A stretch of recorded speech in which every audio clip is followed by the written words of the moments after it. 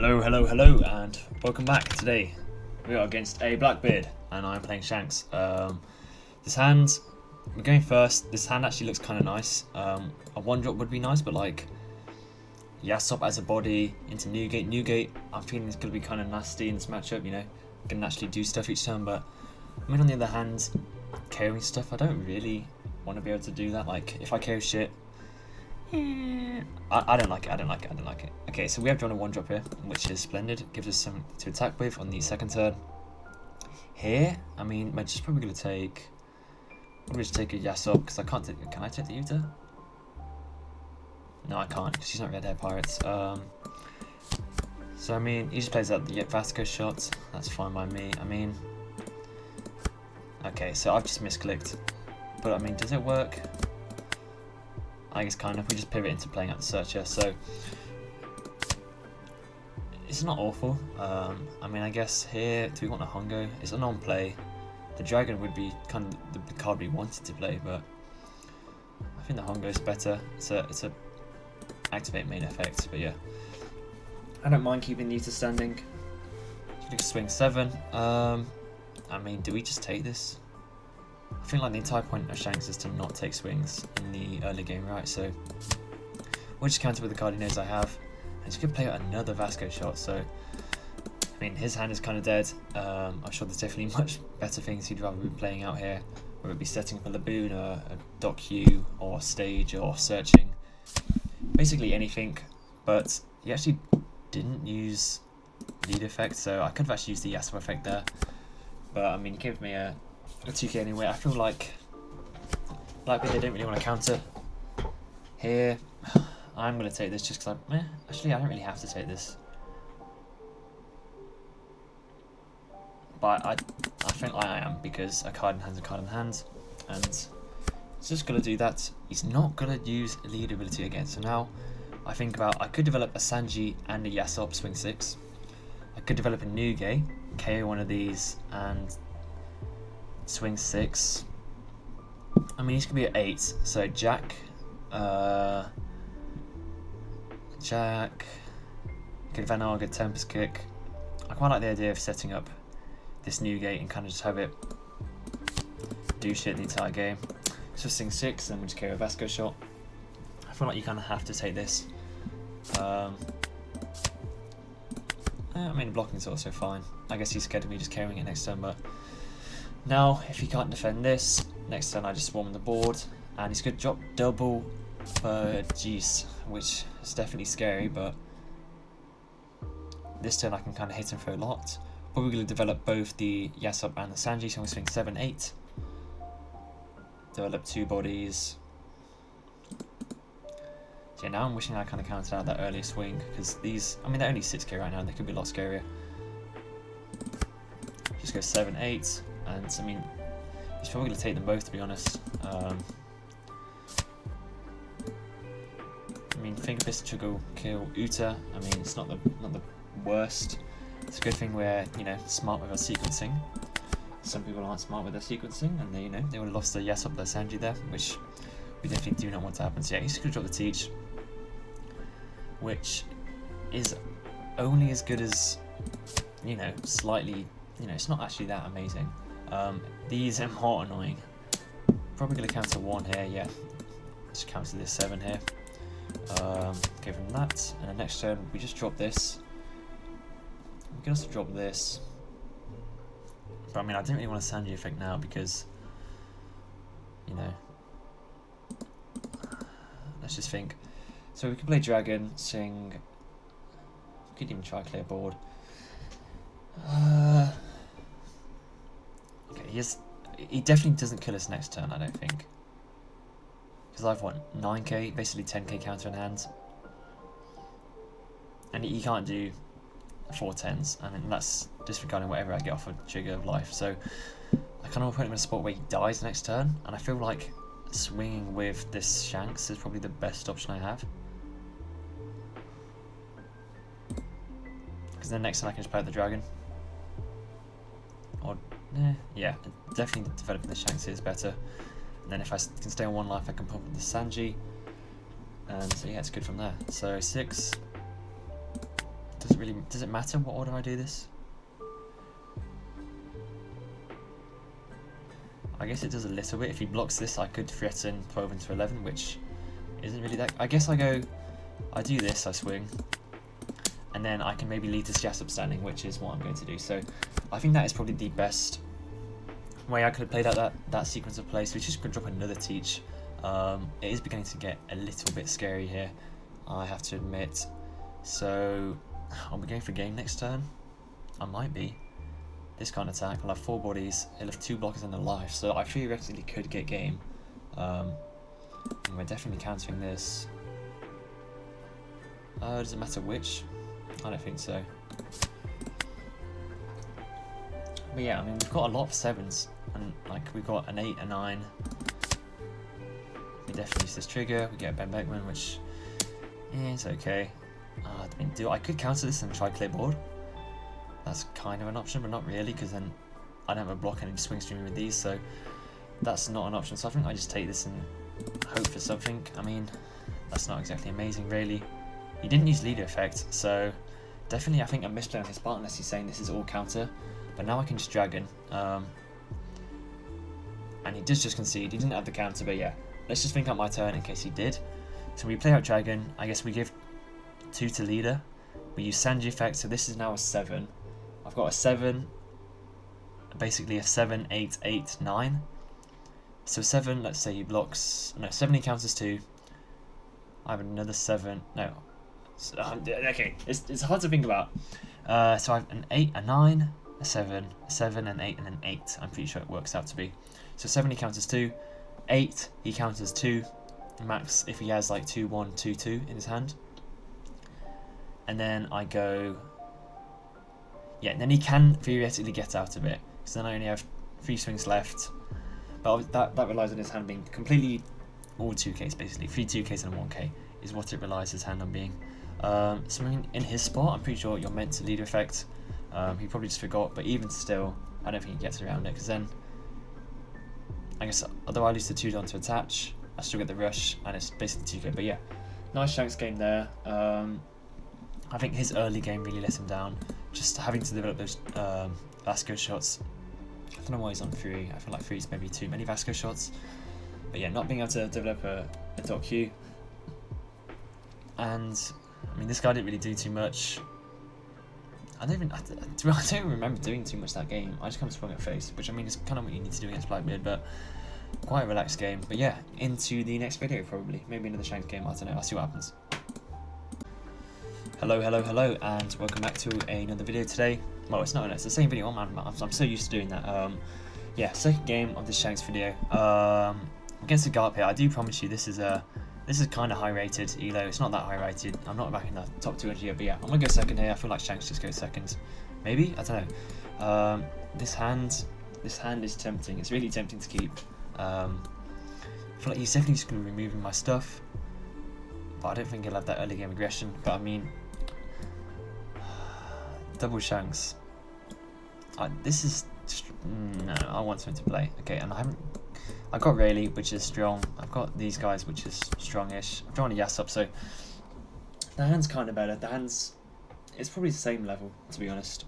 Like instead of on my 8 on turn playing a Yas up, I can even play a Newgate or a Rayleigh, which is really 100% easily stronger. So yeah, we're gonna see what this deck's doing. Let's just read out the effects. It gives things swing. I just bugged out fully. When you attach Dawn to this leader or one of your characters, give it to one of your opponents 7 cost or lower, -1. So I'm just gonna take this to get a card in my hand. And to play out a brand new, so just playing the Navy engine, which is good for us. Navy engine likes to go second, and he misses. And oh, 3 Moiras. Rest in peace. And I took the Vasco shot. Like, life doesn't get any better. But I mean, this guy, I think we've all been there. Me, when I've been playing Lucci, you know, you play on the 1-drop span down, you mill 1 gecko. All right, that's only 1 gecko. You mill your 2nd gecko, shit, might be finished, and then the 3rd one, yeah, just GG's from there. Well, obviously it's not GG's, but like, in that moment, it feels like GG's because you've just seen 3 of your geckos. And unless one's in your hand, you're thinking, I've never seen that other gecko. But yeah, kind of a skill issue, to be honest. Don't mill your geckos. would be my advice, and definitely just gonna 2k this because we can. Don't want to go too low, and definitely. I mean, we could argue don't kill the Brony, but he already has one in trash. Not that I checked, but you know, it's completely fine. This 7, just any 7 against the 4 life leader, it's just gonna be really annoying, and he does take, so maybe he thinks he's Sakazuki going out to 2 life like that, but I don't know if he is, especially considering he's gonna have to deal with a lot of threats to come. So I guess he was thinking maybe the reason he attacked first was if I did block, he can then develop like a Borsellino or Kuzan, otherwise those cards aren't as strong with that Vasco shot on board, because whenever they swing they just get KO'd. Well, I think that logic's kind of dusty, to be honest, because you can just leave them standing, wait for me to play something a bit bigger, then use Kuzan and go to work. But yeah, I don't know what deck he's playing, to be honest, so I'm learning as much as you guys are, or I don't know, something like that. But yeah, we're in a nice spot here, getting ready to drop back-to-back Rayleighs, and then he's going to play out with the Nami here, which I guess activates his lead effect for free. Well, it doesn't really for free, but well, yeah, well, it does, kind of. Gives -1, he's on 6, maybe he's playing out Brook. Brook kind of works here. Sakazuki for 6 Don works here, not that you need the Nami, but just establish it for earlier. He's going down to 5 Tashigi, does Tashigi work? He's going, okay, he's on the ultimate goo, so just okay, we're definitely going to trigger this, pick up an Uta, and he's got the Brook, so yeah, quite a nice turn from him. It's a shame that Rayleigh is going to KO his board. Definitely going to KO the Brook. Put the Brook down to, no, oh, okay, they're both called Brook. I thought I was bugging, but there is an argument we could play the Newgate instead, but like, I don't know, Rayleigh's just so good. So give it to 2 of your opponents. So you want to go -3 and KO that. So now his Brook's a 0k card, which is just, it's never swinging. I mean, a 3k character isn't going to swing against Shanks normally just because of Shanks, the way Shanks plays, but yeah, hand's kind of bricked, but I mean, we have a decent amount of counter just with this bad man's kit course and our lead ability. His board's not exactly threatening either, and if he can't move this Rayleigh, then it's looking really bad for him. So I mean, he's playing quite a fun idea in yeah, so Ice Age he did have, which is kind of the card he needed. I mean, you'd want to go Ice Age into Gecko here, but I mean, even if you did that, you kind of need a Suru. You need a Suru into Brook, which he unfortunately doesn't have. I mean, I kind of see the vision. The vision's there, but I mean, just play a different black needed, to be honest, and you'll have a bit more success. But who knows? Maybe he's low rolling. Maybe I'm high rolling. Either way, you can't get, you know, a full view of a deck. I mean, yeah, like any deck that plays Rebecca Brook is a good deck in my opinion. Wait, okay, that's not true, but you know where I'm coming from. I'd almost could do this 3 Don. Does he have another Brook to develop? Then you're going down to 2 in hand, and my Rayleigh's gonna hit you again. Yeah, just not a good spot. You want to be playing Gecko there. You know, as a black deck enjoyer, 8 Dons to Gecko turn. He's probably on Jack as well. Jack, yeah, he's gonna have to swing 10, which, I mean, I'm taking another life and I'm getting another non-counter. We do pick up a Lucky Roo, which is nice to see. So here, probably just gonna go like what? -3, -2 KO. Swing 6. I mean, I don't even need to swing 6. And then just play out the suitor. Probably could have left 1 up. But I mean, what do we want to grab here? We've got some good options in Shanks and Rayleigh.